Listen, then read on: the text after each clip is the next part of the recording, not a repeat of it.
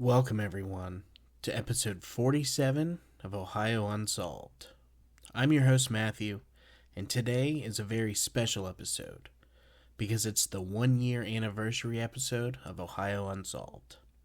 Tomorrow, October 8th, is the official 1-year anniversary, but today we celebrate. The giveaway will go live tomorrow through the Facebook group, so if you want a chance to win an Ohio Unsolved t-shirt and sticker pack, make sure that you're in the group to take part in the giveaway. But let's just get right into the episode. Everyone sit back, make sure to lock your doors and windows, and get ready for Ohio Unsolved.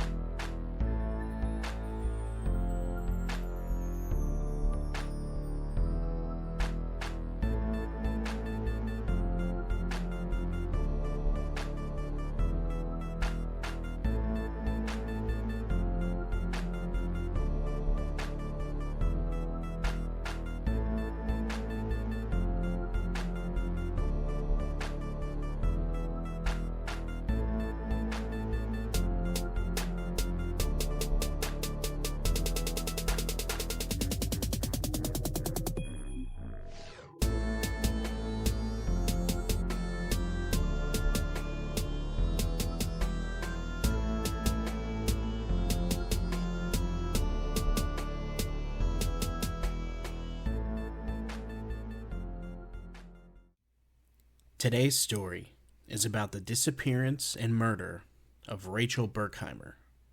The story is a little graphic, so listener discretion is advised.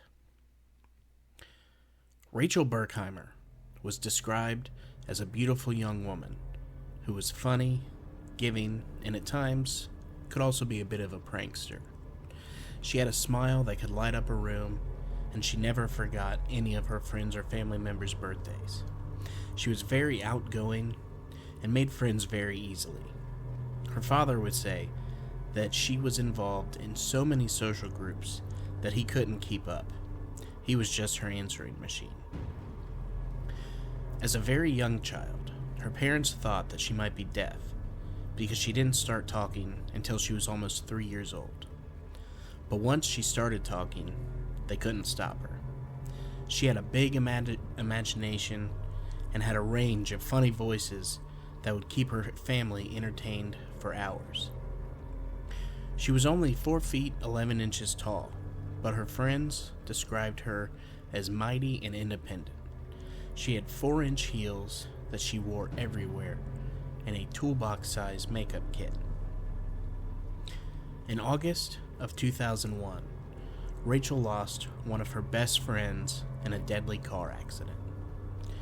Corey Haynes and Rachel were very close, and she took his sudden death very hard. She put pictures of him all over the dashboard of her car and even more in her bedroom.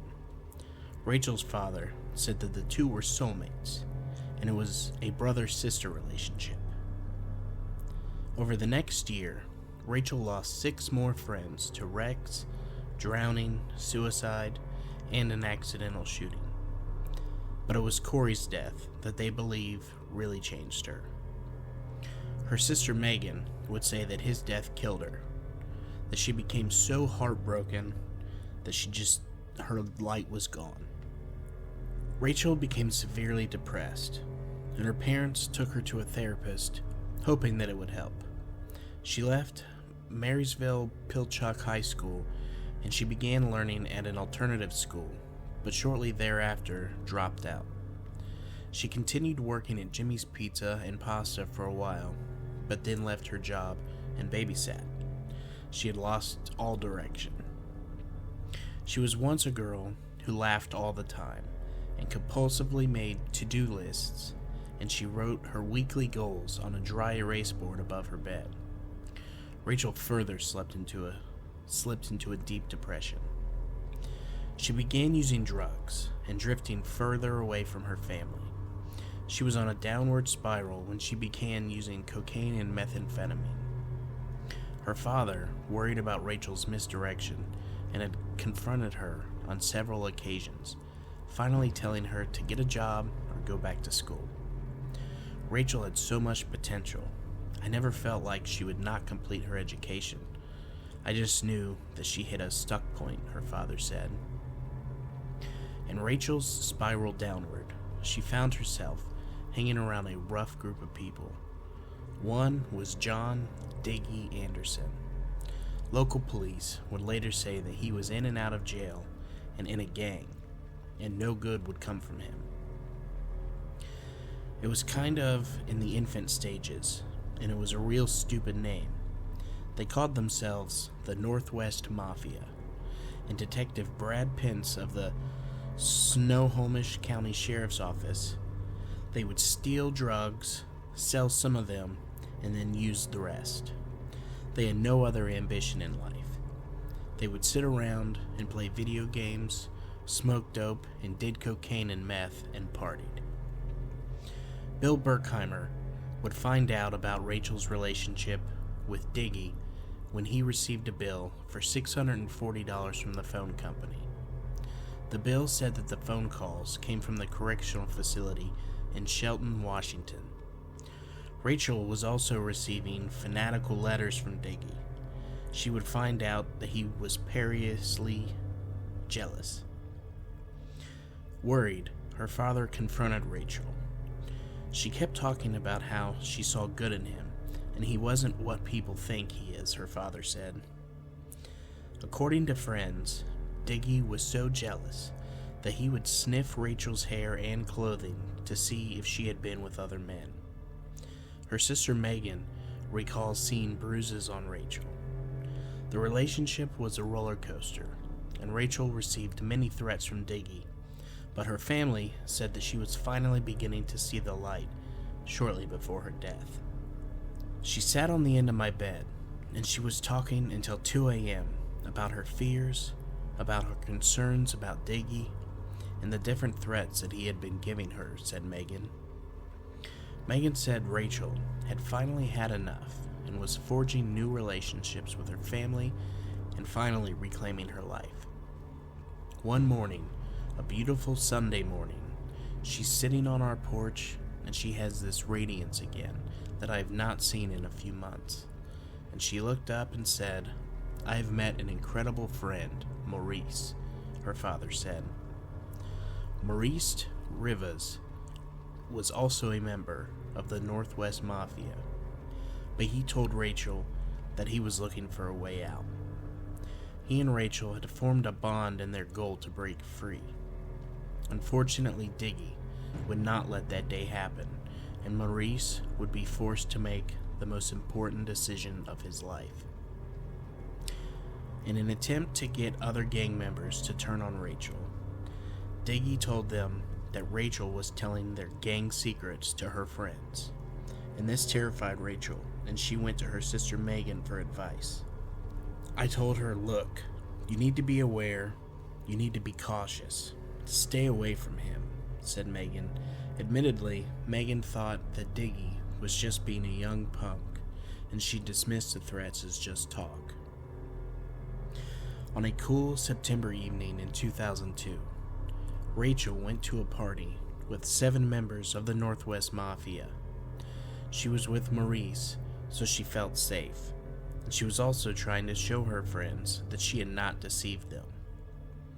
According to True Crime Daily, John Diggy Anderson arrived at the party where they were all sitting around on a couch, laughing and smoking marijuana.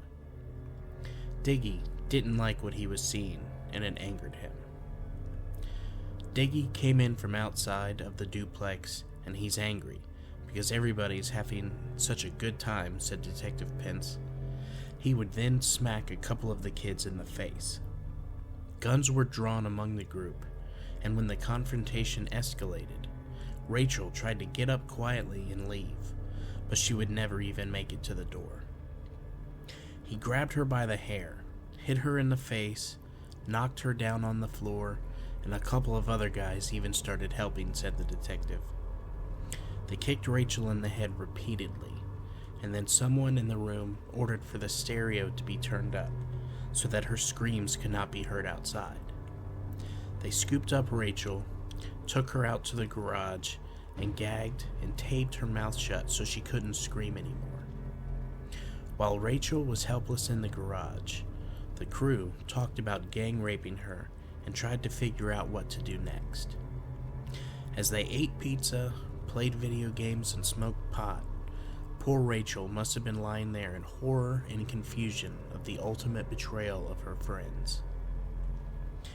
Trissa Connor, the owner of the house and girlfriend to one of the gang members, came home from her nursing classes at Everett Community College, and when she entered the garage, she was horrified to find a blonde-haired woman bound and gagged on the garage floor.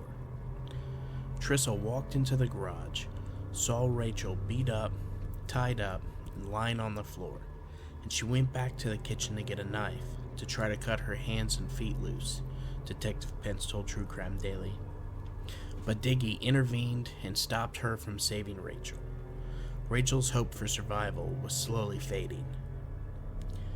Trissa was ordered to leave the garage and began hearing sounds of a beating. She later saw the men stuff Rachel inside of a large black duffel bag and then into the back of a Jeep. Diggy, Maurice, and two others then began to drive 30 miles into the mountains. Maurice, who Rachel had trusted with her life, had just taken part in her kidnapping. According to police, the young man talked about renting a hotel room and letting her heal, but that would not become the final plan for that fateful evening. Once they arrived in the foothills of the Cascade Mountains, Diggy and two others left to go get shovels. Shockingly, they left Maurice there to watch Rachel in what is to turn out as the ultimate betrayal of their friendship. While Diggy and the others were gone getting supplies, Rachel told Maurice that she knew that she was going to die in the mountains outside Seattle, and that he was the only one there that could help her. According to court documents, Rachel pleaded with him not to kill her and not to let her drown. Maurice told her that he did not think that it would go that far, but her pleas would fall on deaf ears. Instead, Maurice chose loyalty to Diggy and the Northwest Mafia, rather than saving the life of his supposed best friend during that last moment of freedom before the gang returned. They get out there and unload the shovels from the Jeep. Rachel is making noise, Detective Pence told True Crime Daily. Diggy takes the shovel and he hits the side of the duffel bag as hard as he can. They then proceed to dig her grave as Rachel lied there in the dark woods, possibly still conscious. Maurice was smoking and drinking a soda in the car when Diggy told him to get out and help. He did exactly what he was told. Diggy would then tell another gang member to get Rachel out of the duffel bag and strip her. Following his orders, they took all of her clothes and her jewelry. According to the detective, she begged them to let her keep a ring that her best friend Corey Haynes had given her, but Diggy coldly told her no.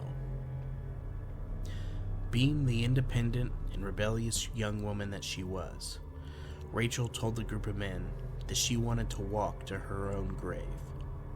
As she stepped down into the shallow hole, the soil cold underneath her feet, Rachel was then told to lie face down in the grave. She got on her knees and she started to pray. Diggy told her not to worry about it. She would be up with him soon. As others watched on, Diggy began shooting Rachel in the back of the head until the gun jammed. Then he cleared the jam and emptied the gun into her. Maurice would stand by watching his friend die in a most brutal slaying. Diggy then ordered the others to cover the grave. The Northwest Mafia members had a secret pact, and no one was to know what really happened to Rachel, but she was now listed as a missing person. The Burkheimer family rallied together and distributed missing person posters everywhere in Snohomish and King counties. Police aggressively pursued all tips that came in, but investigators get a break in the case when a tip is received from the mother of one of the gang members, Jeffrey Barth. That tip quickly changes the direction of the investigation and leads police to a red Jeep registered to Matthew Durham. The police apprehend Matthew, and Sergeant Scott Finter of the Snohomish County Sheriff's Office quickly laid the pressure on the young man, who breaks and leads law enforcement to the foothills of the Cascade Mountains. There, they find a shallow gravesite that Rachel was buried in. Matthew Durham proceeded to tell police what had happened in the garage at the house and said that he was ordered by Diggy to drive his vehicle to a remote spot, a popular place for off-road vehicles, where he was told to drive down a dirt road. Durham went on to tell investigators that Diggy told him where to stop. He said that Diggy carried the duffel bag into the woods, where he could hear him say, "Get on your knees," and then he heard gunshots and saw muzzle flashes. When they all returned to the vehicle, Durham was ordered not to speak of the horrific event, or he would be killed. Investigators proceeded to pick up the others Durham had identified as taking part in the gruesome murder, including Maurice, Diggy, and Barth. Ultimately, 8 people were convicted of crimes related to Rachel's kidnapping and murder. 2 received life without the possibility of parole, including Diggy. The rest are all serving substantial time behind bars.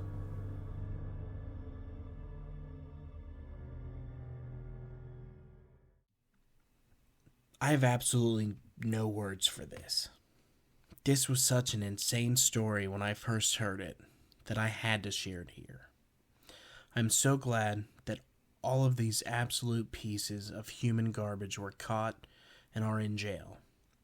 None of them deserve to see the light of day ever again. To do this to another human being is so mind-boggling to me. May they all rot in jail forever. Well, that is going to do it for today's episode. If you enjoyed the story, please rate and review on Spotify and Apple Podcasts. A 5-star rating really helps others to find us. Don't forget to join us on Facebook, follow us on Instagram, and subscribe on YouTube. If you do then enjoy the stories, please consider supporting the show through Patreon, with monthly bonus episodes starting at the $5 tier. Once again, thank you everyone that's been with me over this last year. It is my dream to make this podcast my full-time job, and I can only get better from here. This last year has been so much fun for me, from producing this podcast to making the episodes into videos for the YouTube channel. I went from Ohio exclusive to all over the United States. I hope that you all keep coming back weekly, and don't forget to share with friends and family to help this podcast grow more and more. Thank you, everyone, and make sure to keep those doors and windows locked, and stay ready for Ohio Unsolved.